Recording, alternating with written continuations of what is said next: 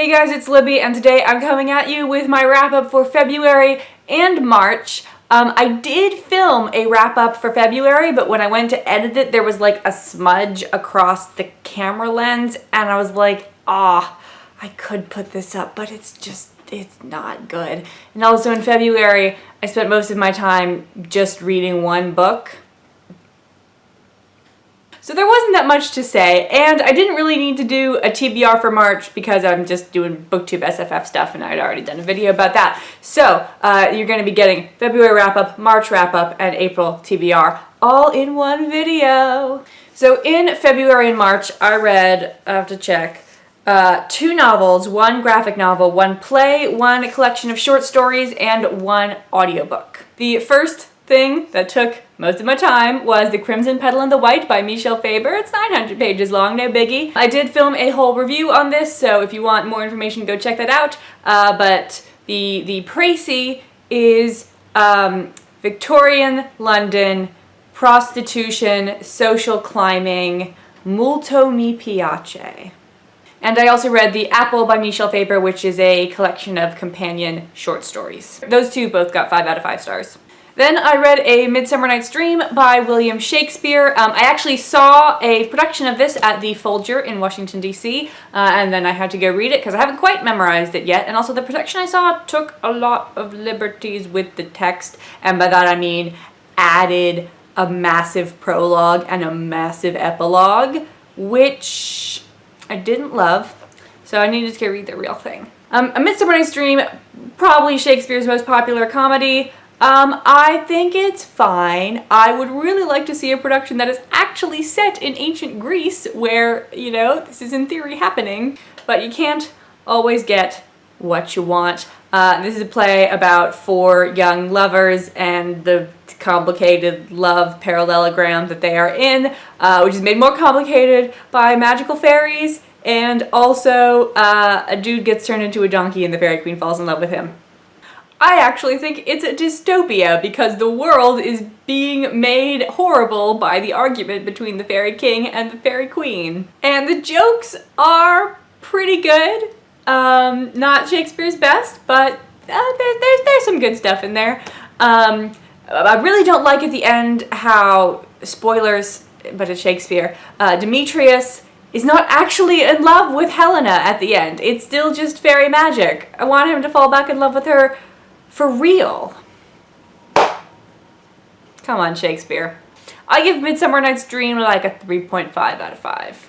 Then I read the graphic novel Nimona by Noelle Stevenson. This is a reread for me. I love it so much. It's about the shape-shifting apprentice to a supervillain in a sort of like very scientifically advanced medieval fantasy world, and they try to take on the evil government, and it's just so beautiful. The love and the friendship, and I can handle friendship, guys. It's not like I cried at the end of the first Hobbit movie that much.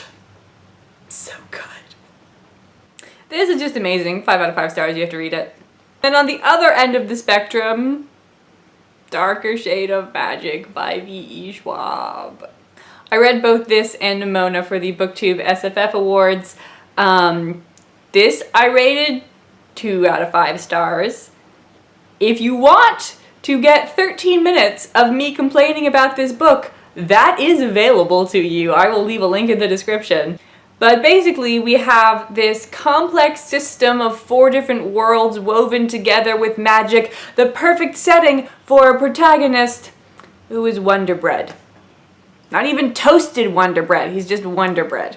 And the audiobook that I listened to was The Restaurant at the End of the Universe by Douglas Adams. I don't remember what I rated this. I'm gonna say mildly positive.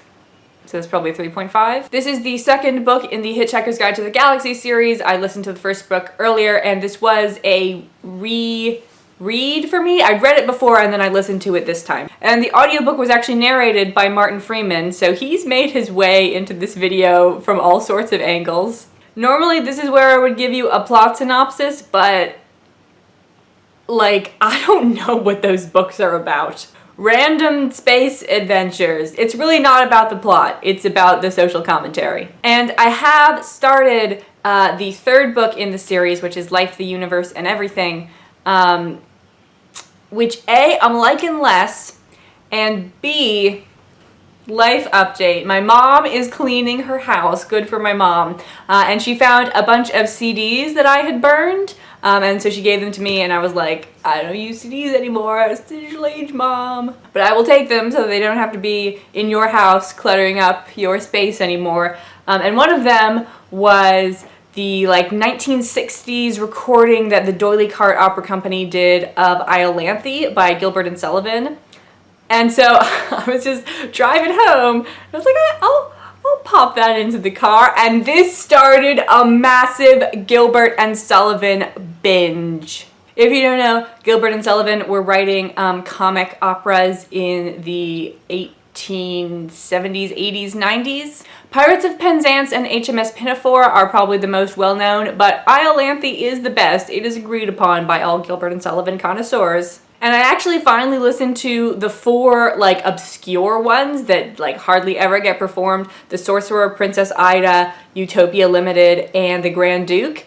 And aside from The Sorcerer, I do not think that they deserve their obscurity. The Sorcerer was pretty terrible though. Not a catchy tune in the whole thing. And Alexis and Aline are just jerks. That is not noblesse oblige, you guys. So, bonus review of the works of Gilbert and Sullivan, I guess. Let's move on to TBR for April. Oh boy. So, I'm currently listening to Life, the Universe, and Everything, which maybe I'll get back to. And I'm also reading Uprooted by Naomi Novik. This is for the BookTube SFF Awards. I am currently on page 108 at the beginning of chapter 8. Full Mia indeed. I am liking it so far. And then the other 2 BookTube SFF books that I am planning on reading are Illuminae by Amy Kaufman and Jay Kristoff, and The 5th Season by Naomi Novik.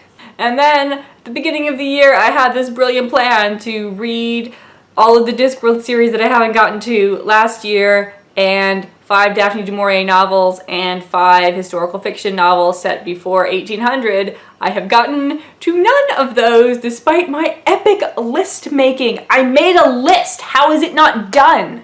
So in theory, by the end of April, I will have read House on the Strand and Frenchman's Creek by Daphne du Maurier, The Fair Fight by Anna Freeman, and then, oh lord, Carpe Jagulum, The Wee Free Men, A Hatful of Sky, Wintersmith, I Shall Wear Midnight, Shepherd's Crown, which I don't own, so that's going to make it harder to read, The Amazing Morrisons, Educated Rodents, Pyramids, and Small Gods by Terry Pratchett. So, that's 14 books. But Dewey's Readathon is coming! I can get through half of this in that day.